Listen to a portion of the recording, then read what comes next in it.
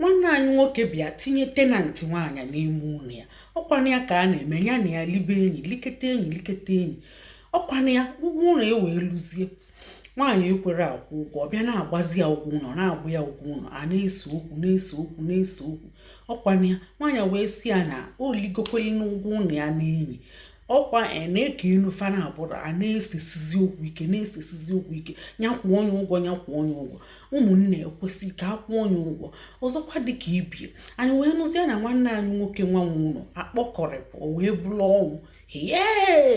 Ọ bụ ihe ka eme, ọ bụzika na ọ nọ n'enu ihe ha wee nwụ, kedu ihe aka akọ? Ọkwachukwu zọpụta nwanne anyị nwaanyị maka ọ bụrụ na ọ nọ n'enu ihe nwa wee nwụ, ọ bụ ejidego, ọ bụ gị nwa bulie ifu gị ya. So zakwanụ m ya sị na ụmụ nwanne bịa na-asịkwa nwaanyị na ọ ga-akwụ ụgwọ, na o jiri nwanne fa nwoke ụgwọ while na ọ na-eli enyi. Nwaanyị asị gị iligolo ego ụlọ n'enyi ifu gị. So inwe ụlọ itinyegodi nwaanyị ije na-eli enyi, maka ili enyi iligokweli ụgwọ ụlọ gị n'enyi. Ndị be anyị, kedu ihe unu kwukwe n'ihe nke a?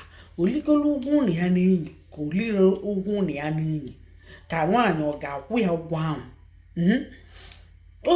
Ihe nke a gbagochukwe mmadụ anya. Afa m bụ Lọlọ Nneka Ijelenze. Ọ bụ na mba Eliza ka nsi na-ewetara unu ozi ọma. Ndeewo ka emesịa nye na anyị akara ịfụnanya ma kesakwanụ.